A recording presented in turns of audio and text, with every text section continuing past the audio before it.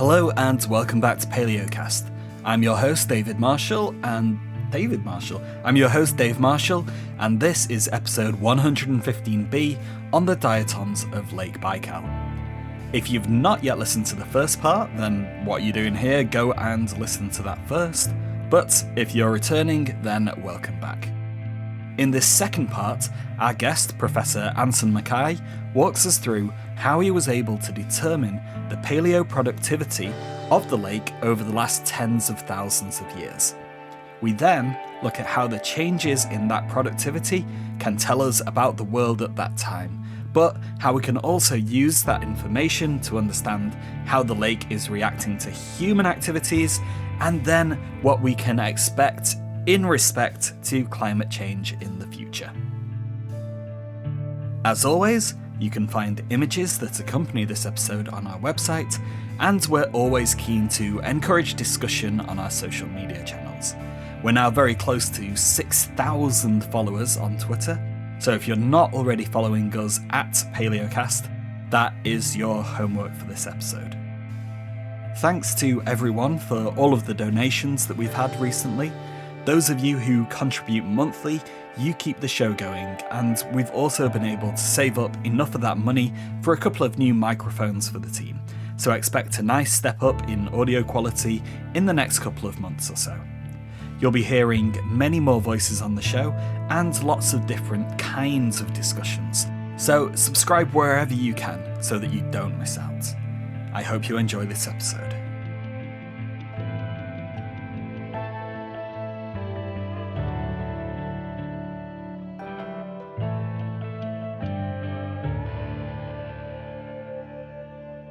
Okay, so let's finally focus on Lake Baikal and do a little case study. So a lot of your work has focused on it. You've told us that it's an ancient lake, the deepest in the world, and it's in Siberia. Is there anything else we need to know about it?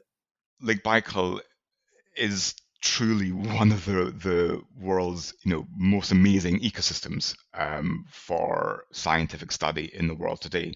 Not just as an incredible lake, but just one of the world's most important ecosystems. It's host to many superlatives.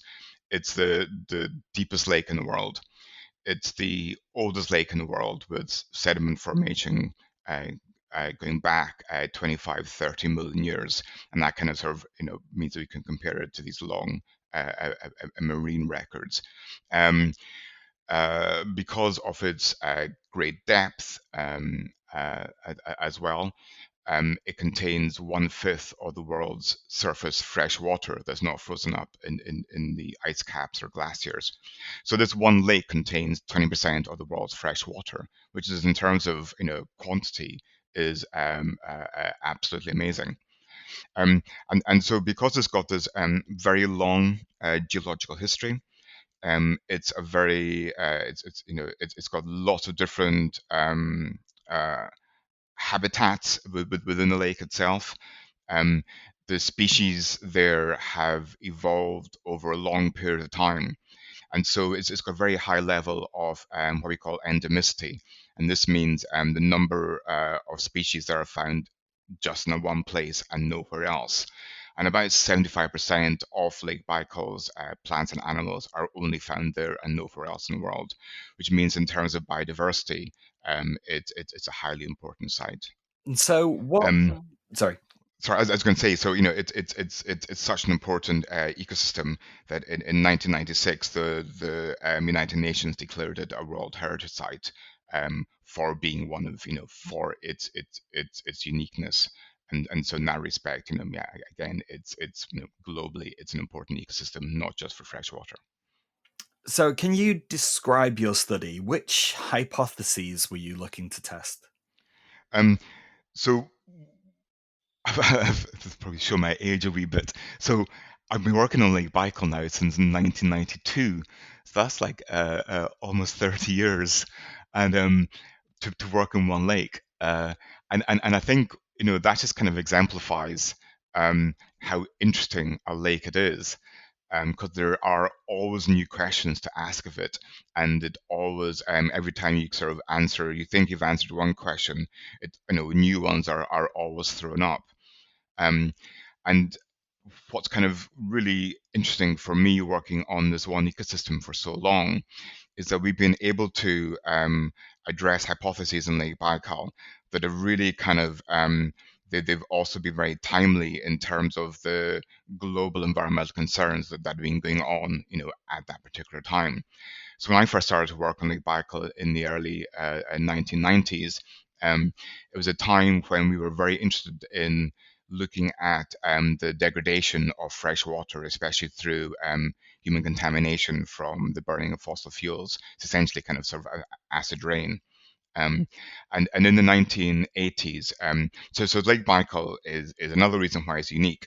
It contains the world's only truly freshwater seal.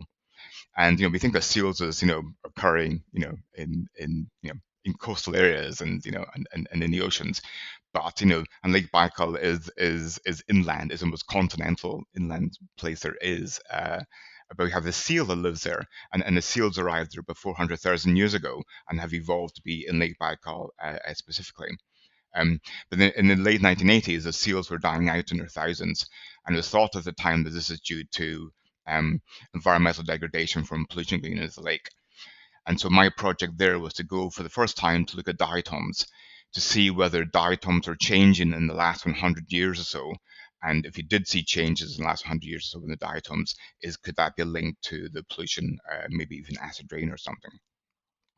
And so this was kind of the when we're talking about Lake Baikal, uh, the last 100 years in this lake are preserved in the top maybe like 4 to 5 centimeters of sediment, and given that the lake is like sort of 14 to 1600 meters deep, how on earth do you collect the top centimeters of sediment? When we went out there, we were told this is impossible. You can't do it. And people were only using Lake Baikal to reconstruct sort of glacial and interglacial cycles going back over hundreds of thousands of years. And this is one of the great challenges was working with Russian collaborators who knew the importance of Lake Baikal and the need to preserve it. But then how do we look at the history of the environment there over recent timescales? So we even developed new types of coders to go out there to collect just this very surface sediments. So we designed those in London, and we applied them in Lake Baikal with some Russian technological help as well. Um, and there, so what my postdoc research there, but looking at the diatoms, it showed that when we reconstructed the pollution history of the lake over the last kind of 100 years, we found, we found that the lakes did have evidence of pollution, um, but it was kind of more similar to sort of background sort of levels that we might find in the Arctic, for example. And we found that the diatoms hadn't been responding to when the pollution increased. We found no response of the diatoms across the majority of the lake. But what we did find was that if we went back 150, 200 years ago, we saw major changes in the diatom flora happening between different species. And these species were endemic to the lake. And that because they happened in the south of the lake and also in the north of the lake, and the lake spans about 600 odd kilometers or so, that meant we had to have a much bigger driver causing those changes back through time, and we ascribed that to changes in climate linked to sort of the very cold little ice age about 400 years ago, going out into general global warming 150 years ago. And that is kind of sort of natural global warming linked to natural variation in Earth systems and stuff. So that was kind of our first big hypothesis of the lake being polluted. Yes, but not much. The diatoms weren't responding to pollution, but they were responding to a natural climate change. So that was super interesting at the time. That's amazing that you can track like the effects that climate change have um, on a species just by this proxy of looking at diatoms. Yeah, I mean, so when we were doing it, you know, so I was, going out. We had a ship in the summertime, going out taking cores, and also we worked from the ice as well. And somewhere that there's this brilliant subject Lake Baikal is that it freezes over every year, and we get about up to a meter of ice that spans the whole of the lake. Um, and so while it's very cold, we were working in temperature about minus 30 degrees centigrade. So literally, you drill your hole in the ice with pickaxes. You would drop your coater down, you bring it back up, and within seconds it would freeze. So one of the challenges was to try to work in these kind of sub-zero temperatures. But we were collecting our lake sediment records, and we were slicing the sediment at 1 to 2 millimeter intervals, which is an incredibly high resolution. And that was how we could really tell when we had these changes occurring linked to that recent sort of climate variability. And we're seeing, and we'll talk about this in a bit later on, but we've actually gone back there 20 years later, and we've tried to core some of the same sites. Can we see evidence of anthropogenic global warming? And I guess I'll talk a bit about that in a wee bit. So, with your most recent work, which kind of questions have you been looking to answer? So, science is always incremental, and so much of our recent work on Lake Baikal has been building on not just previous work that we've done there, but also trying to address some of the important questions of the day, really. And in my mind, these are linked to both biodiversity change, but also to still climate change as well. Um, and a bit perversely, we're now looking at increases in human impact through nutrient enrichment again, just in the last like 10 years. That is again sort of hitting headlines. And lots of the work that we're doing out on Lake Baikal now are addressing each of those three key areas. And these three key areas, they're not separate. They're all kind of interconnected, and is kind of understanding how they interconnect is also really important. Which is why just focusing in on one place such as Lake Baikal, we can start to untangle some of those interactions. So from the early work that we did, when we sort of deciphered that pollution was not affecting Lake Baikal, maybe there was some evidence in very localized coastal regions, but that was maybe sort of which can become important later on in our story. But we did sort of determine that we think that climate change was actually important at quite a fine resolution and in quite recent times. And so that allowed us to look at Lake Baikal records in the past, the last interglacial 125,000 years ago, to look at how when the lake was warmer and wetter than it is today. Can we use that as a prediction how Lake Baikal might change in the future when the world becomes warmer and wetter, in no doubt, in another kind of 100 years. So we can use the past as an analog as to what might happen in the future. But even more recently than that, so we were thinking about, okay, so if we've got sort of rapid global warming at the moment, and that's as a form of abrupt climate change, can we use the Lake Baikal record to reconstruct abrupt climate change, in the relatively recent past, maybe over the last kind of 10 to 12,000 years. And so for that, we obtained. I've been part of numerous expeditions to Lake Baikal, and one of those that's funded by the EU. We obtained lake sediment records that went back about 130,000 years.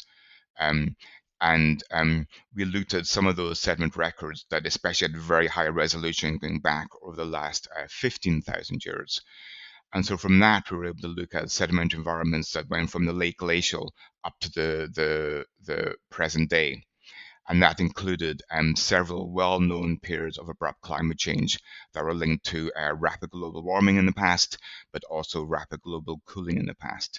And by looking at how diatoms responded to those abrupt periods of change, we could see how the diatom flora changed both in terms of biodiversity, but also how productivity in the lake changed as well, because we could use diatoms as indicators of paleoproductivity.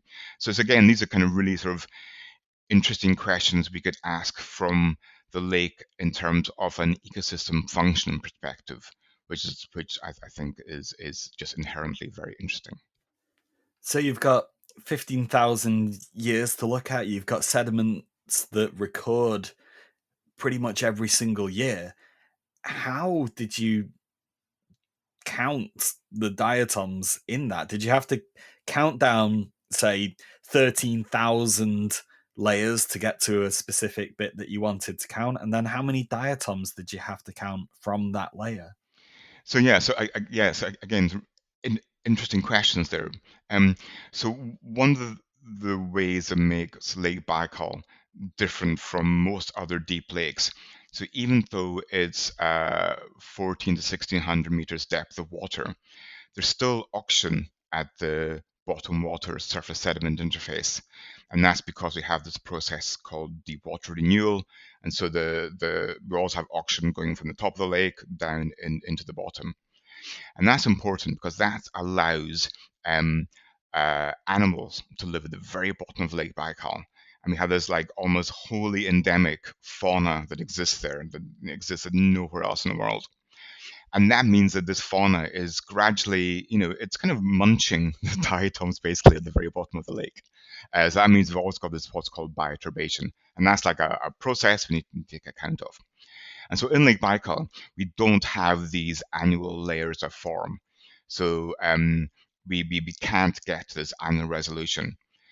But we have been able to get a resolution of what we call a multi-decadal. So by looking at diatoms every 5 millimeters depth in the lake sediment, we can look at a resolution of diatom change at about every 20 to 30 years. And that is actually really high.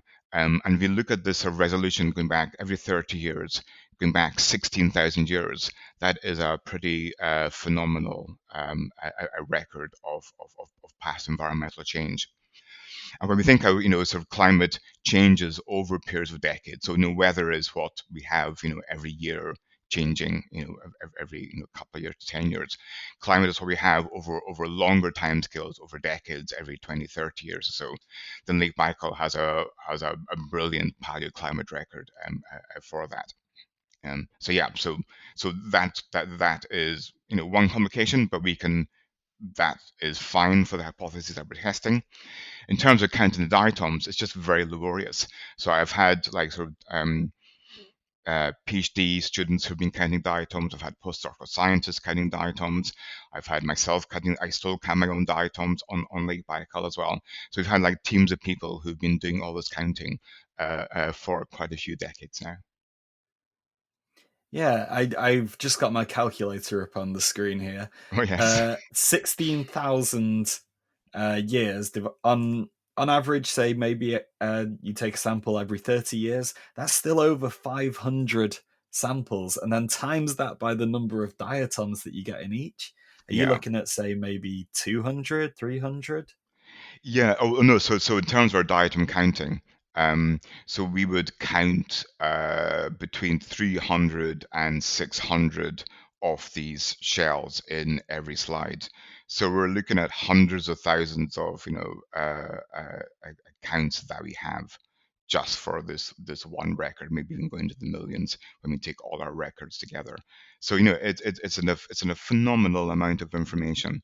And we've taken them from multiple locations in Lake Baikal because it's so large. We can't rely on one site to tell the whole story.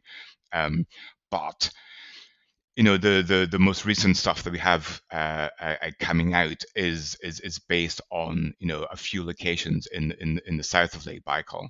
We've still to publish a lot of our information on long time scales from the north of Lake Baikal, just because there's so much information there. It takes so long to assemble the data that it is kind of a lifetime work in some ways, which is again why I've been working there for such a long period of time. Approaching 30 years. So yeah, it's a lot of work, but interesting work. Yes, huge shout out to your students, Yeah. postdocs. Students, postdocs, absolutely. Well, these things are always collaborations. So yeah.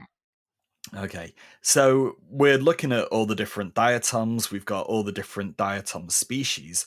What does each one of the different species tell you about the paleoproductivity at the time? Will the presence of species A tell you something different, or is it more an assemblage that you get like A, F, and M together? Yeah. So the way that we do it in Baikal is that we can look at sort of total productivity, paleoproductivity in the lake, and we do that through two different means.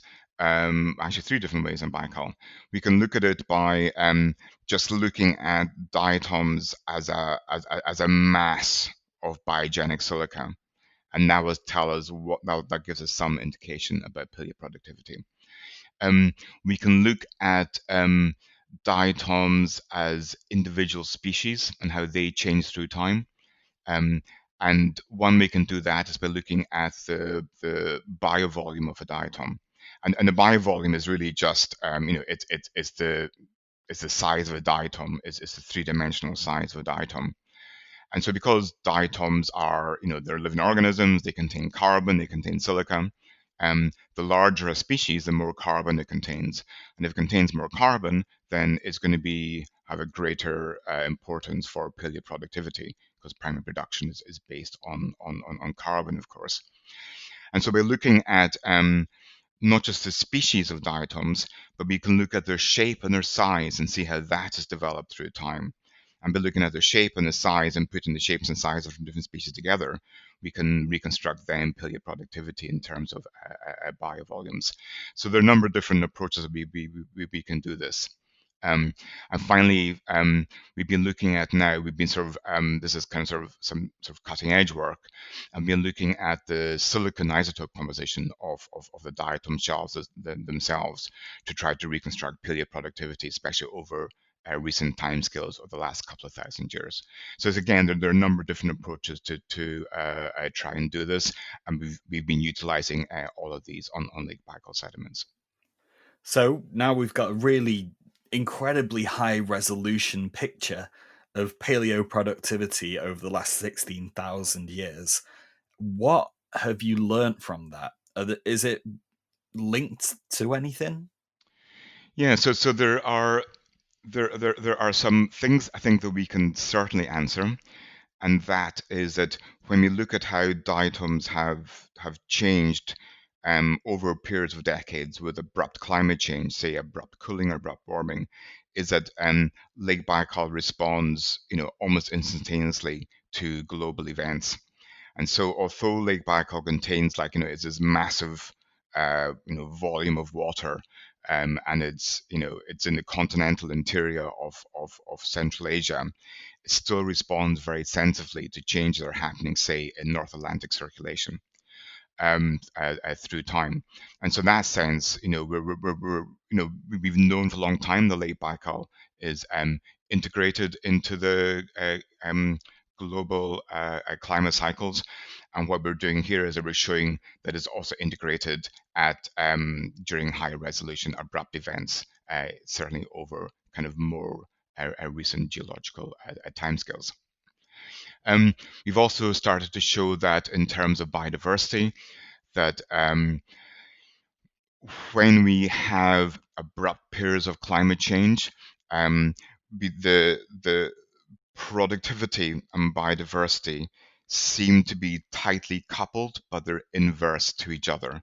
So when we have greater productivity, the diatoms are less diverse, which means that when we have a few species are contributing mainly to paleoproductivity over an abrupt period of climate change. But when we look at something like the Holocene, the last 11,000 years, where we have the climate is relatively it's more stable than it was before that at the end of the last ice age, then we see less connection between productivity and biodiversity. And that's intriguing as to why these different processes are happening between the ecosystem function of the lake and productivity and the actual species that are linking into that in terms of the diatoms. And we don't have the answers yet. We're just seeing these patterns. We're seeing these patterns in the sedimentary record, and now we're trying to understand why that might be the case. So some diatoms, for instance, might love the new conditions, and as you say, they contribute more to the biosilica total production. You're talking about an instantaneous change, and your resolution is over 30 years. You've also mentioned before that you've been studying diatoms in Lake Baikal since 1992, which was 28 years ago. So, have you seen any difference in that time with all of the anthropogenic climate change? You're saying that the lake responds almost instantaneously. Have you seen yourself any difference in the the productivity of the lake in the time that you've been studying it? Yeah, so what's been sort of really interesting, and I guess this was kind of sort of one thing kind of sort of pays off from working in an ecosystem for such a long period of time, is that I mentioned earlier that we kind of showed that Lake Baikal wasn't responding to the pollution coming from industry in the lake's catchment. But we did think we saw some very localized areas of perhaps contamination linked to nutrient enrichment. But they were so localized, we didn't that wasn't our main kind of sort of finding from the research. However, since about the last kind of sort of 10, 12 years or so, um, Russian colleagues have been documenting changes in the shores of Lake Baikal, have started to get more and more algal blooms in them, and they're finding increasing populations of this algae called Spirogyra, um, which can be dangerous because once if you get an algal bloom, and then when that starts to decompose, it sucks out all the oxygen, which means then other organisms find it much more difficult to survive. And sort of they've been trying to pinpoint, um, what was causing these algal blooms, and they think they've pinpointed it now to basically increasing tourism in the area. And we have increasing tourism since when the Soviet economy collapsed in the early 1990s, gradually has been building up again. But with that, with lots of increasing tourism, especially like from Southeast Asia, China tourists coming over, but the infrastructure is not kept up with this. And so basically in many parts of the coastline, you have lots of hotels that are building up, but sewage is going untreated into the lake. Um, so we've been trying to go back to one of our original questions, and is okay. So can we use the diatom record because we know that they respond very sensitively to changes in nutrients. Diatoms are very good for doing that. Can we see changes in the diatom record that we could also pinpoint to changes in this eutrophication that we're seeing in the coastal sediments? So we had a new project that we went out and we record Lake Baikal from some of the same locations as we did in 1992 and 1993. So basically some 20 odd years later. And that was like really quite satisfying to do. Um, and so from that, we have found some sort of really intriguing results. So the question as to whether the lake's current problems linked to nutrient enrichment are those affecting the diatoms. We think that at least where we took our cores, which are from the deep part of the lake, um, that does not seem to be happening. So the recent nutrient problem in Lake Baikal, which is real, we're not seeing that happening in the deep part of the lake yet, and we think that is just because the impact is restricted to the coastal part, and whereas most of the water is in the deeper part, that is yet to be affected. However, what we are seeing in the lake is that we think we're seeing changes linked to global warming. Um, and so some of the gradual changes that we sort of saw 20 odd years ago from my initial work, in some parts of the lake, these have become much more stronger in our more recent analysis.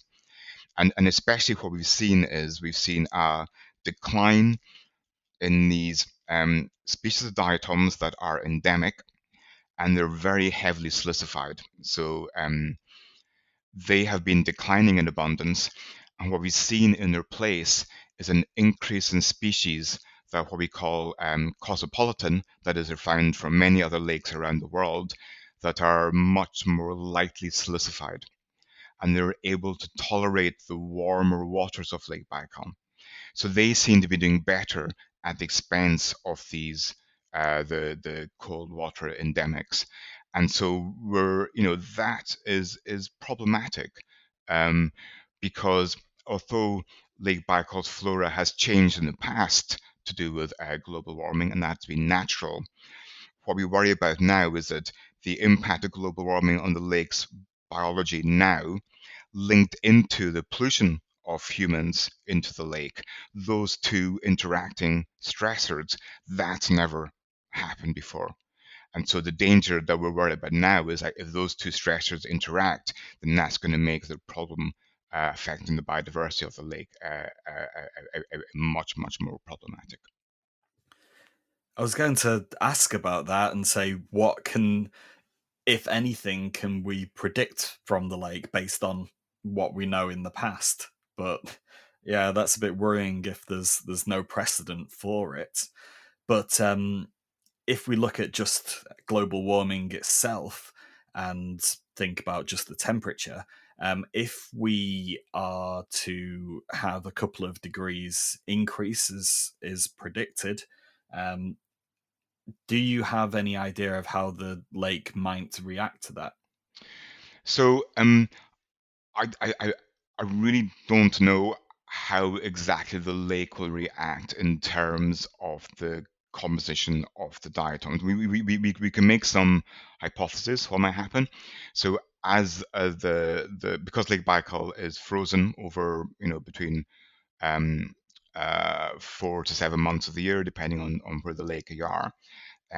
What we have shown in the lake is that over the last sort of 30, 40 years, the ice cover on the lake has been getting a shorter duration, and also the ice cover has been getting thinner as well. And that means that one of the unique features by many species in Lake Baikal is that they've evolved to grow under the ice and when the ice breaks up. And so the ice is present for a shorter period of time. We're going to have species that are more adapted to live in the lake, that aren't so that don't need the ice so much. So that we can be sure of. Um, Also, because diatoms are heavily silicified, they sink out of the photic zone, where the light is. Um, as lakes become warmer, the surface of the lake it mixes less, and that means that we have less water being brought up from the colder, deeper parts into the warmer upper parts, and that means the diatoms are more likely to sink out, and that means that other algae, such as green algae, are more likely to sort of take their place, such as phytoplankton and stuff. So we can predict what changes may happen. And we think that we're seeing some of those changes happening in the present day based on those predictions. And that's why some of our work, we've got sort of quite high confidence in it. But when we look further back in the past for potential analogs, um, one of the things about Baikal which makes it like really unique, as opposed to other lakes in the world, is because its sediments have never been glaciated. Okay, so you've got this long sedimentary environment. And when we look back over timescales of millions of years, we can see how diatoms have changed every glacial interglacial cycle for the Quaternary, going back 2.6 million years. We can see how diatoms have changed sort of during the Pliocene, when the world was in almost an ice-free state, and certainly much warmer and wetter than it is in the present day. And there we saw sort of different species of diatoms predominated during those times.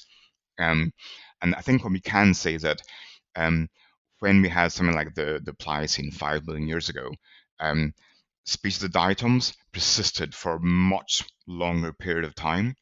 But when we moved into Quaternary over glacial interglacial cycles every 100,000 years or so, we can almost track diatom evolution over these orbital timescales. It's really, really fascinating. Um, and so I think what we can say is that the diatom flora in Lake Baikal, it's very dynamic. It has always been responding to climate change. Um, so as the lake warms into the future, I've no doubt that diatoms will respond to that again. And we will see different species. We may even see evolution in action as species evolve to take account of, a new Lake Baikal in a warmer world. How exactly that will manifest itself, I don't know. But we know from the past the lake is incredibly dynamic, and diatom evolution kind of, it's been part of the makeup of Lake Baikal. So I think that's quite fascinating. So, trying to extract any positives we can. We are seeing these diatoms come in and out of existence Yeah, um, every time a climatic event happens. Something changes, yeah. but the the ecosystem always survives. The diatoms are still there. So, how resilient is the ecosystem, and does it matter, say, if we lose those species endemic to Lake Baikal, we get these more cosmopolitan species coming in that are just in lakes all over the world. Do, does this really matter?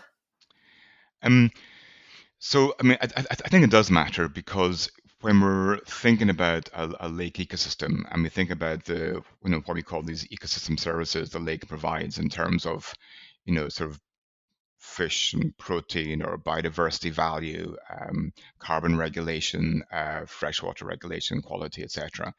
Um, if we start having species that are coming in and displacing species that are living there already, then that means we're going to change the whole nature of, say, for example, the food web.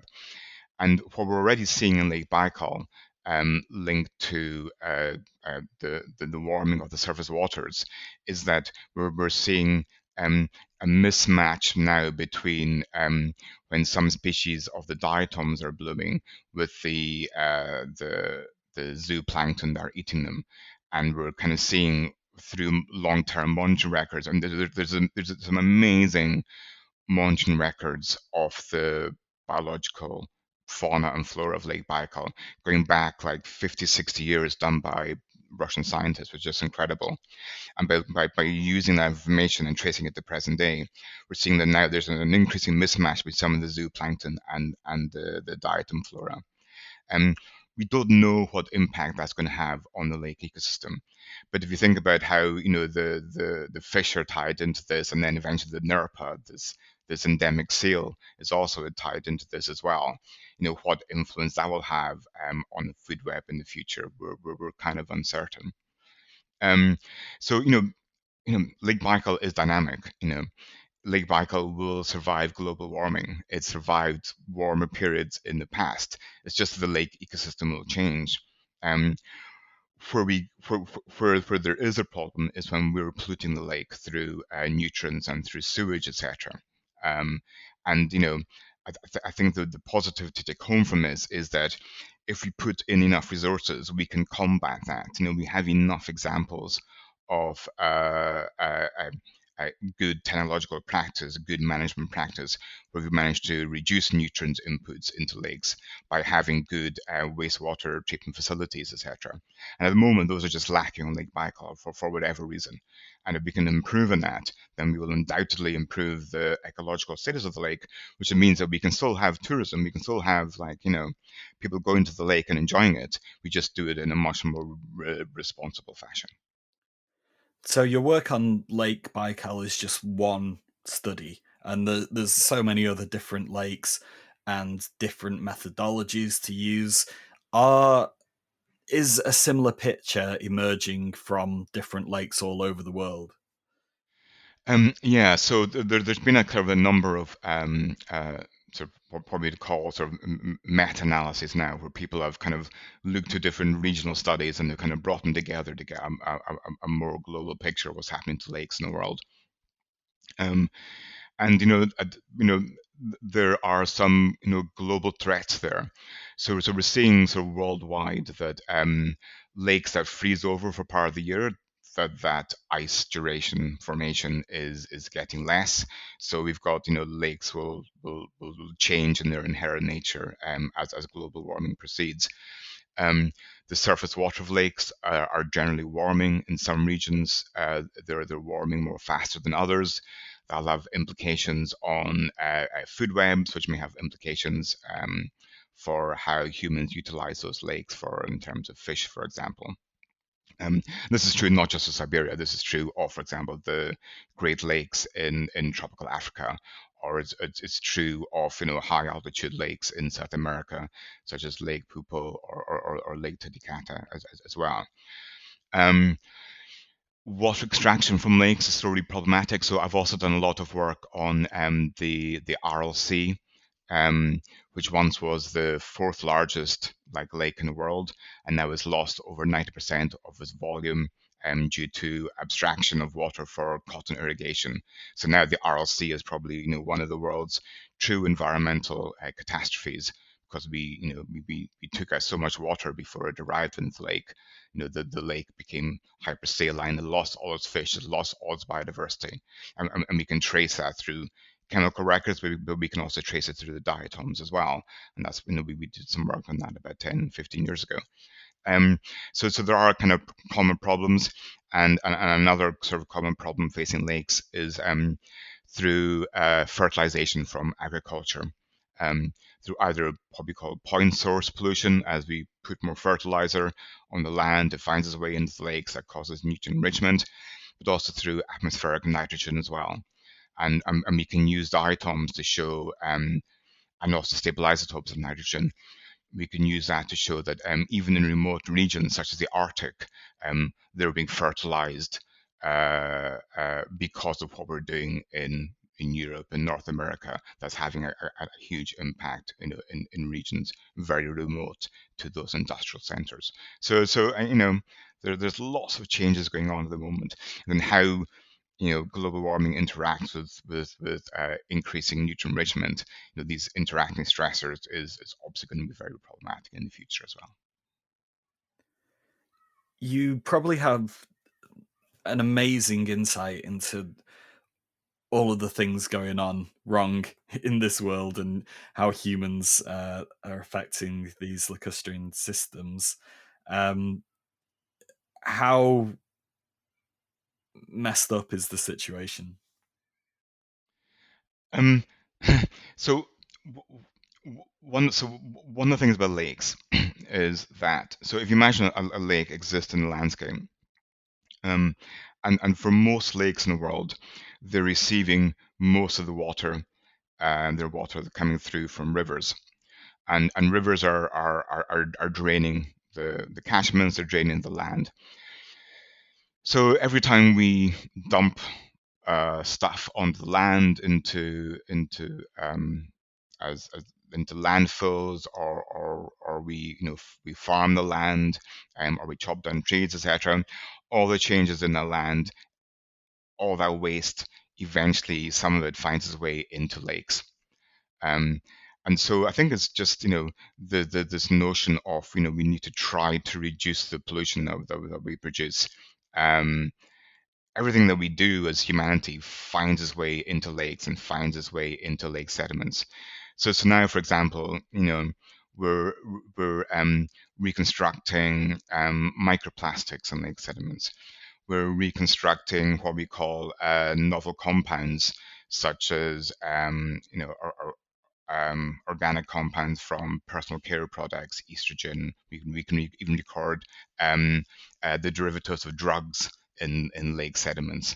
Um, so and all these things have the potential to change fresh waters. And so I think kind of like the take home message really should be, if we don't take care of the our landscape, our environment, and the planet, lakes and lake sediments are really good at recording all the waste that we're producing.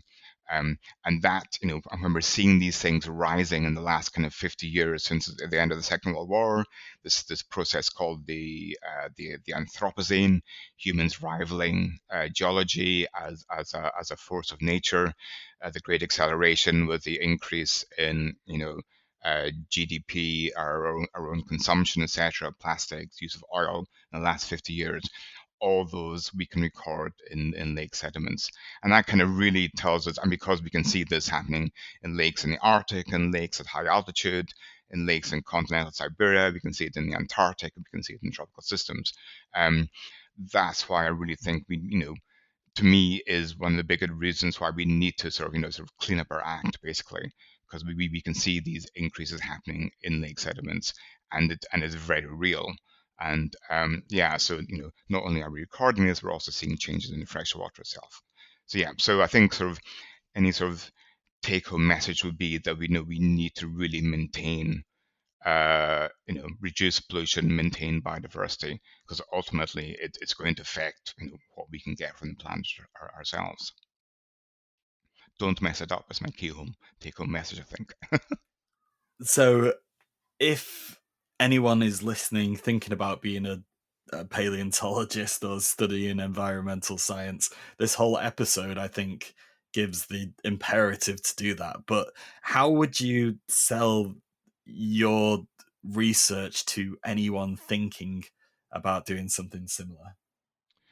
Um, I think by looking at lakes and lake sediments and looking at different kind of environmental proxies contained within them, you know, one so I work in a geography department, and one of the things that I like about geography is that we have people working who come from earth science backgrounds, from physics backgrounds, studying climate. We have sociologists, we have people studying humanities, people who study how people use lakes, nature conservation, ecosystem services, all these kind of things. Chemists working in biochemical cycles. Um, no matter what you're interested in, whether you're coming from humanities or scientific background, you know, working on freshwater systems, there are always questions that are important for understanding how humanity impacts the environment. I think that's incredibly important. And so anyone who has an interest in trying to understand how the planet is changing, um, whether it's in recent timescales linked to humanity, or whether it's on past timescales as to how the planet has evolved in terms of biodiversity, uh, uh, um, you know, biochemical cycling, climate change, etc. Um, then all these answers can be got from looking at different types of lakes and their lake sediment records, and that to me is absolutely fascinating. There's something there for everyone, I would say. And when you say there's something for everyone, who is everyone? Are they people like you and me? White male? Um, yeah, so very good question. A very good point to make. So it's undoubtedly true that I think paleontology has been dominated by particular groups of people, and as we look to questions, so I think when we're looking to questions of, say, the environment, um, these are questions which have an impact on society, and these have questions which impact on people. And if we are going to be continually excluding groups of people from undertaking sort of different types of research, then we're not going to be addressing how we're impacting the planet on this in the most holistic of terms, in the most inclusive in terms. I think that's why we're seeing in terms in like in paleontology, in geography, in the earth sciences, in ecology, we're seeing a push for a push in two ways.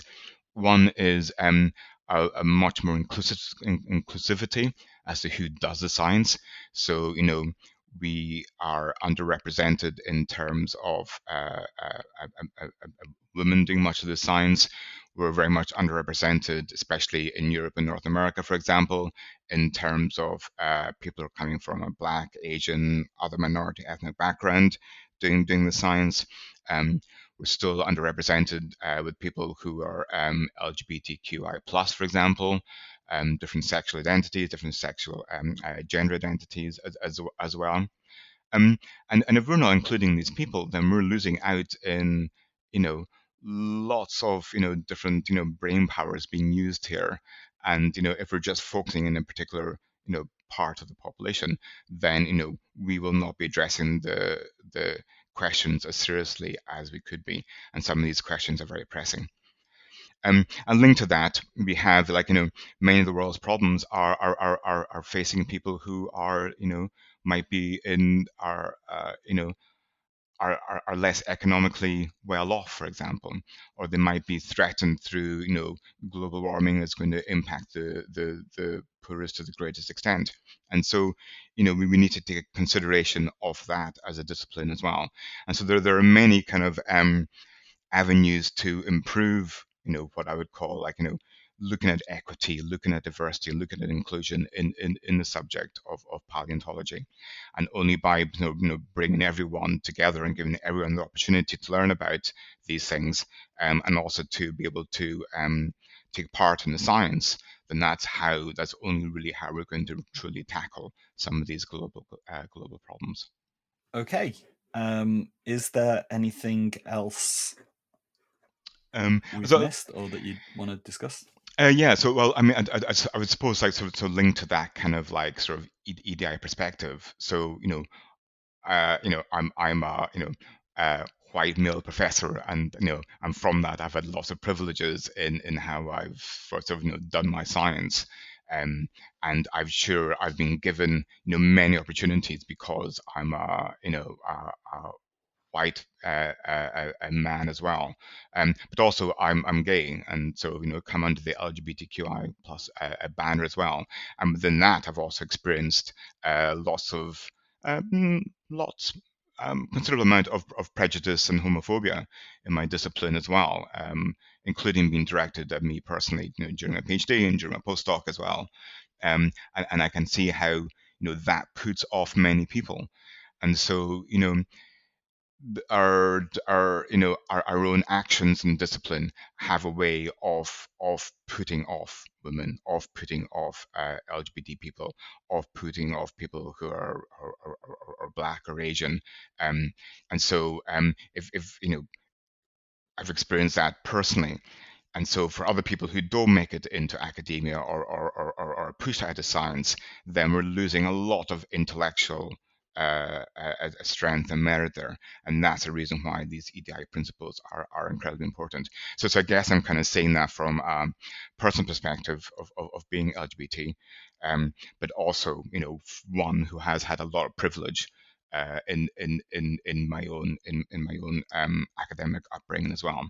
And so we need to recognize this all the time. And if we can start to do this, then I think we'll make science a much more inclusive and enjoyable discipline to work in. Okay, well, thank you so much for coming on the show today. Thank you for having me. Very, really interesting. Thank you.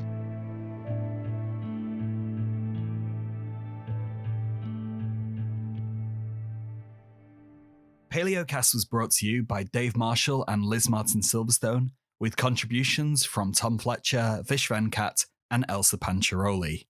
Music was composed by Patrick Kendall Smith.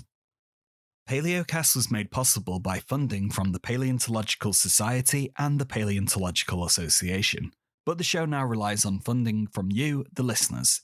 So, if you've liked this episode, please consider donating, and thanks to everyone that's helped out so far. Please visit paleocast.com for the supplementary material to this episode and for our archive of past programs, and follow us across social media platforms to get all the latest news. Finally, if you enjoy our podcast, then please explore all of our video content on YouTube and follow our other projects, the Virtual Natural History Museum and the Paleocast Gaming Network.